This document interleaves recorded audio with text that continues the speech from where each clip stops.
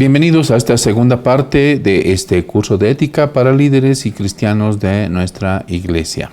Sean bienvenidos a todos aquellos que tienen interés por aprender, crecer y también hacerlo mejor cada vez más en la iglesia, ¿no? Bien, estamos viendo la primera diapositiva en la que nos habla acerca de la vida del creyente. Una de las primeras cosas que hace el cristiano es comenzar por ser un miembro de la iglesia, un creyente, el cual tiene algunas obligaciones y también tiene sus derechos. Veamos de que las Asambleas de Dios de Bolivia establece dos tipos de miembros de la iglesia. Estos miembros están, para quien quiera revisarlo, están en este reglamento, el cual podemos obtener de las Asambleas de Dios y que está de libre uso. Bien, los dos tipos de miembros son miembros en plena comunión y miembros pasivos. ¿Cuáles son los miembros que están en plena comunión?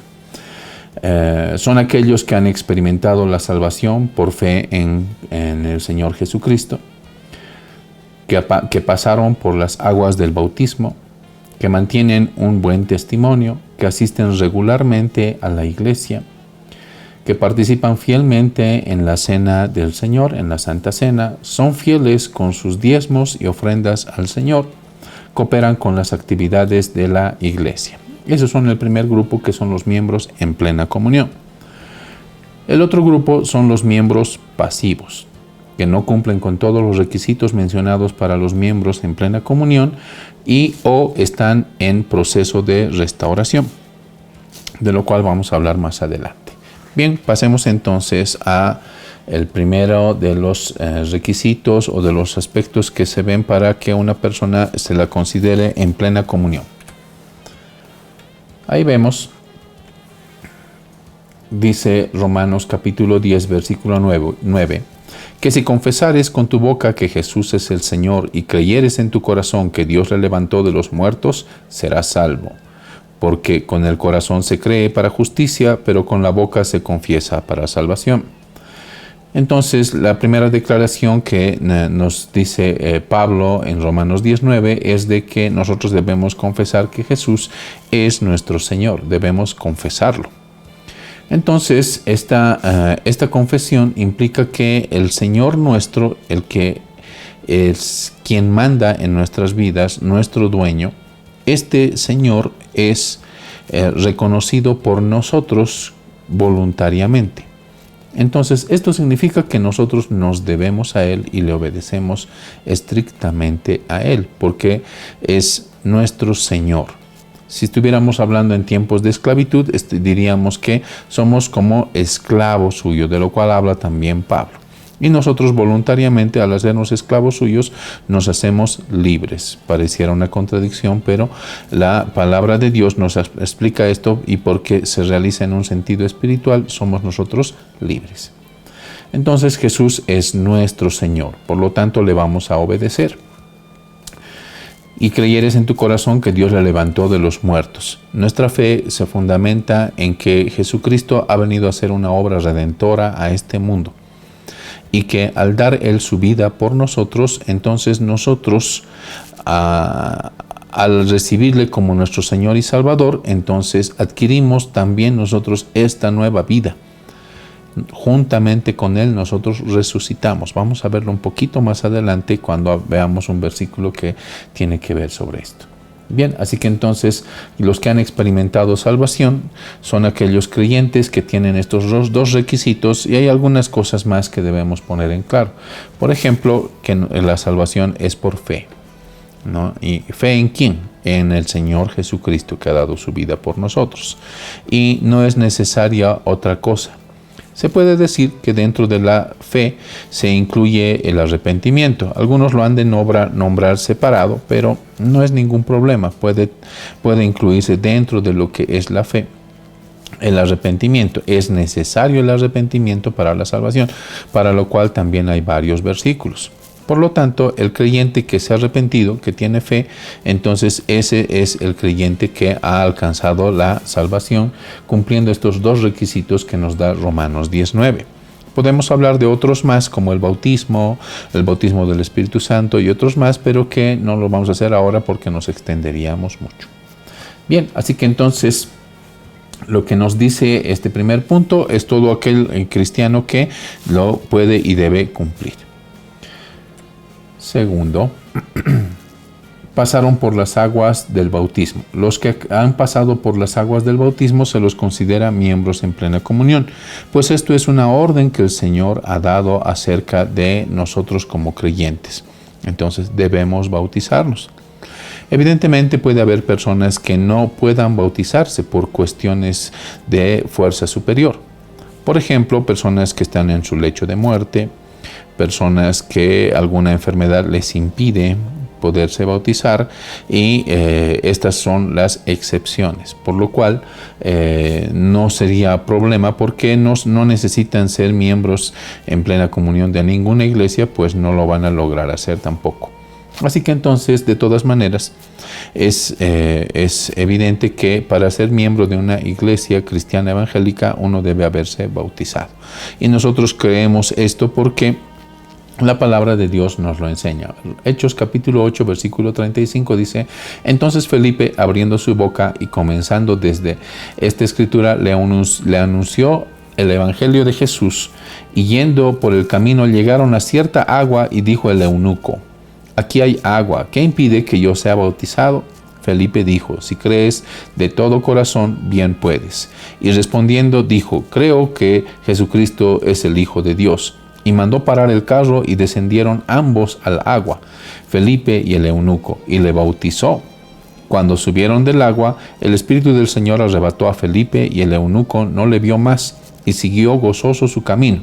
Pero Felipe se encontró en Azoto, y pasando anunciaba el evangelio en todas las ciudades hasta que llegó a Cesarea.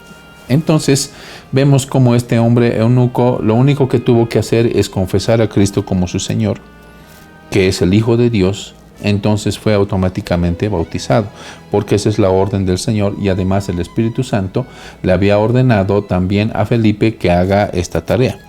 ¿No? Entonces, siendo guiados por el Señor, los creyentes deben bautizarse en agua. Podemos ver más versículos, pero por cuestión de tiempo vamos a obviarlo por ahora. Tercer punto, mantienen buen testimonio.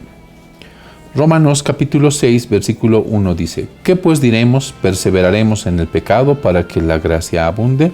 En ninguna manera, porque los que hemos muerto al pecado, ¿cómo viviremos aún en él? ¿No sabéis que todos los que hemos sido bautizados en Cristo Jesús hemos sido bautizados en su muerte? Porque somos sepultados juntamente con él para muerte por el bautismo, a fin de que como Cristo resucitó de los muertos por la gloria del Padre, así también nosotros andemos en vida nueva. Entonces, nuestro Señor Jesucristo nos dice que así como nos hemos bautizado y hemos venido para una vida nueva, entonces debemos nosotros perseverar, pero no en el pecado, sino en que el creyente debe santificarse.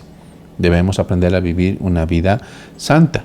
Ciertamente vamos a errar, vamos a fallar en este nuestro propósito, pero lo que el Señor quiere de nosotros y demanda de nosotros es procuremos santificarnos siempre. ¿Qué significa esto? Significa que cada vez que nosotros estamos en el mundo, nos estamos contaminando con las obras de la carne del mundo, y lo que debemos hacer es tomar un tiempo importante apartándonos de eso. Eso es santificarse, apartarse. Entonces nos apartamos de las obras del mundo, del pecado, para que estemos en comunión con el Señor, siendo santificados en la iglesia, en la oración, en el estudio de la palabra, en el ayuno, etcétera. Entonces es que nosotros aprendemos a vivir una vida en santidad, apartados de las obras del pecado.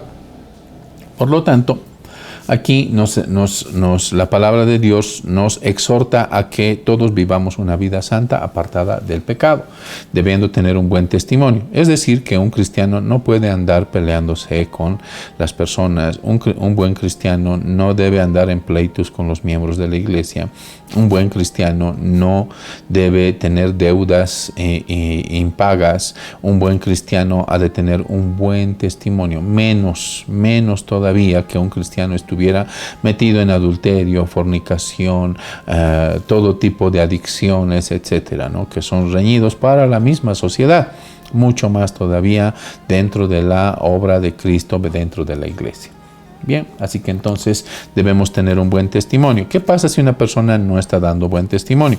Para eso están los pastores y los líderes a los cuales se puede acudir para que la persona sea socorrida, sea ayudada, tanto en oración como en acompañamiento, para que esta persona deje de estar en una situación tan delicada como es estar en desobediencia a nuestro Señor y en pecado. Por lo tanto, ese miembro va a entrar en una etapa en la que va a estar siendo restaurado para que pueda vivir una vida más acorde a la voluntad de Dios. Siguiente punto. Bueno, para seguir con el mismo, Romanos capítulo 8, versículo 1 al 4 nos habla acerca de cómo nosotros debemos vivir en el Espíritu y no según las obras de la carne, porque de la carne lo único que nosotros vamos a cosechar es muerte. Por lo tanto, el cristiano debe vivir en el Espíritu, debe ser espiritual. De esto también se puede hablar bastante, pero las Escrituras tienen mucho que decir acerca de nuestra espiritualidad. Siguiente punto, dice, asiste regularmente a la iglesia. ¿Cómo una persona puede ser miembro de la iglesia si no asiste regularmente? Es importante que el cristiano asista regularmente a su iglesia. ¿Cuál es la iglesia a la que debe asistir? La iglesia donde Dios le ha puesto y debe ser fiel. Hay una sola principal causa por la que un creyente debe asistir a la iglesia, es que Dios le ha enviado a esa iglesia en específico. Y una vez que se congrega ahí, debe permanecer en esta iglesia a menos que el Señor le envíe a otro lugar, y esto debe ser de una manera en que esta persona salga con mucha bendición. No justifica que una persona tenga problemas, tenga pleitos y por eso esté cambiándose de iglesia. Esto no es ético. Lo que nosotros debemos ver es de que asistir regularmente a la iglesia implica que participemos de los cultos de la iglesia, que participemos de los estudios bíblicos, de la oración, porque así nosotros formamos parte del cuerpo de Cristo. Y Romanos capítulo 12 nos habla mucho acerca de esto, que todos somos partes, miembros del mismo cuerpo, y la cabeza es Cristo. Y todos debemos desempeñar una función. Si nosotros no desempeñamos estas nuestras funciones, entonces no estaríamos siendo parte activa del cuerpo de Cristo. Y las promesas de la iglesia son que Cristo va a venir por nosotros y que nosotros somos el pueblo escogido de Dios. Por lo tanto, debemos estar juntos, unánimes. No debemos nosotros apartarnos en ninguna manera como miembros de la iglesia, porque como cristianos, como hijos de Dios, debemos vivir en unidad. Eso significa que somos parte del mismo cuerpo de Cristo. ¿Cómo dices que amas a Dios a quien no ves y no puedes amar a tu hermano a quien sí ves? Entonces las excusas de que puedo orar en mi casa, yo puedo ver prédicas o escuchar prédicas en mi casa o donde sea que yo esté, evidentemente sí, eso está muy bien. Pero hay una parte más importante que eso, debe ser parte del cuerpo de Cristo, de la familia de Dios. Y si no puede ser parte de la familia de Dios, es que algo está ocurriendo. No puede ser que alguna persona que esté enojado con sus hermanos y que no quiera congregarse. Eso no es aceptable. ¿Por qué? Porque el Señor ordena esto. Hebreos capítulo 10, versículo 25. No dejando de congregarnos como algunos tienen por costumbre, sino exhortándonos, y tanto más cuando veis que aquel día se acerca. Entonces la palabra de Dios nos exhorta en cuanto a nuestra pereza y nuestra negligencia para congregarnos, y cuánto más nos va a exhortar si vamos a nosotros tener problemas personales con líderes, con miembros de la iglesia, por lo cual no quisiéramos asistir. Entonces esto es inaceptable. Siempre que el Señor te mande a un lugar, debes tú orar fervientemente. Y aunque hayan problemas dentro de la iglesia, hayan dificultades en la iglesia, lo que debes hacer es orar y clamar al Señor para que el Señor les pueda rescatar de semejante condición. Por lo tanto, se debe orar e interceder por los líderes, por los pastores, para que estos puedan permanecer en la voluntad de Dios siempre. Eso es parte de las funciones que tiene que cumplir todo miembro de la iglesia de Cristo. Siguiente punto. participar fielmente en la cena del Señor. La cena del Señor es un sacramento, es una ordenanza que nosotros debemos cumplir. No es optativo, no es una sugerencia. Nosotros debemos participar de la cena del Señor. Si el cuerpo de Cristo, la iglesia, se reúne para tomar la cena del Señor, tú tienes que participar. No hay excusas, no hay cosas que te eximan de eso, a menos que estuvieran en un caso de enfermedad o de fuerza mayor. Por lo cual, inclusive, los hermanos pueden llevarle la cena del Señor y participar con ellos aún en el lecho de su enfermedad. Por lo tanto, el creyente debe preocuparse por participar de la Santa Cena. Y 1 Corintios capítulo 11, versículo 23 en adelante también nos advierte de cómo nosotros debemos participar de ella. Porque yo recibí del Señor lo que también os he enseñado. Que el Señor Jesús, la noche que fue entregado, tomó pan. Y habiendo dado gracias, lo partió y dijo: tomad, comed, esto es mi cuerpo que por vosotros es partido, haced esto en memoria de mí. Asimismo, tomó también la copa después de haber cenado, diciendo: esta copa es el nuevo pacto en mi sangre. Haced esto todas las veces que la bebiereis en memoria de mí. Así pues, todas las veces que comieres este pan y bebieres esta copa, la muerte del Señor anunciáis hasta que Él venga. Y también nos advierte de cómo debemos tomar esta Santa Cena. Nos advierte de que no debemos estar nosotros en pleitos.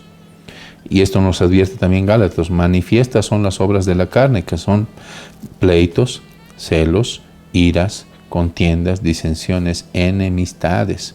En estas cosas no puede andar un cristiano, un creyente. Más todavía debe ser obediente a la palabra de Dios un líder. Cuanto más. Entonces debe luchar contra su propia carne para evitar todos estos problemas, porque estos debilitan a la iglesia del Señor Jesucristo. Y nosotros no debemos ser origen del tropiezo o debilidad de la iglesia del Señor, sino más bien fortaleza. Bien, entonces así nos enseña 1 Corintios capítulo 11 acerca de la cena del Señor. Este es un punto clave. Dice: son fieles con sus diezmos y ofrendas al Señor.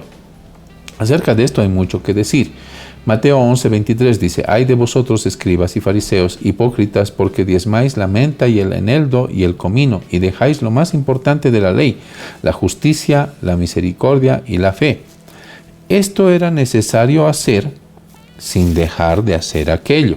Entonces Jesús está diciendo que debemos nosotros guardar la justicia, la misericordia y la fe, pero también debemos diezmar. También debemos hacer esto. Jesús nunca ha negado el diezmo, todo lo contrario. Por eso les dice: guías ciegos, que coláis el mosquito y tragáis el camello. Por lo tanto, está aquí poniéndonos con claridad cómo es que Cristo veía el tema de los diezmos y las ofrendas. Hebreos capítulo 7, versículo 1 tiene una porción de las Escrituras que nos puede parecer un poco compleja, pero habla acerca del sacerdocio de Melquisedec. Porque este es Melquisedec, rey de Salem, sacerdote del Dios Altísimo, que salió a recibir a Abraham, que volvía de la derrota de los reyes, y le bendijo, a quien asimismo dio a Abraham los diezmos de todo, cuyo nombre significa primeramente rey de justicia y también rey de Salem. Esto es, rey de paz, sin padre, sin madre, sin genealogía, que ni tiene principio de días ni fin de vida, sino hecho semejante al Hijo de Dios, permanece sacerdote para siempre. Esto no fue hecho sin juramento, porque los otros ciertamente sin juramento fueron hechos sacerdotes, pero este con el juramento del que dijo: juró el Señor, y no se arrepentirá, tú eres sacerdote para siempre, según el orden de Melquisedec. Por tanto, Jesús es hecho fiador de un mejor pacto, y los otros sacerdotes llegaron a ser muchos debido a que la muerte no podía continuar. Entonces, aquí está diciendo que Jesucristo es sacerdote según el orden de Melquisedec. Por tanto, los diezmos se deben dar al sacerdote según el orden de Melquisedec. Pues Abraham, antes de que haya ley, antes de que siquiera existiera Moisés, ya daba los diezmos, pero ¿a quién? A Jesucristo. Por lo tanto, los diezmos se dan a nuestro Señor Jesucristo. Es tarea y menester de la iglesia saber y tener sabiduría para administrar todo ello. Es importante que les haga un hincapié en esto.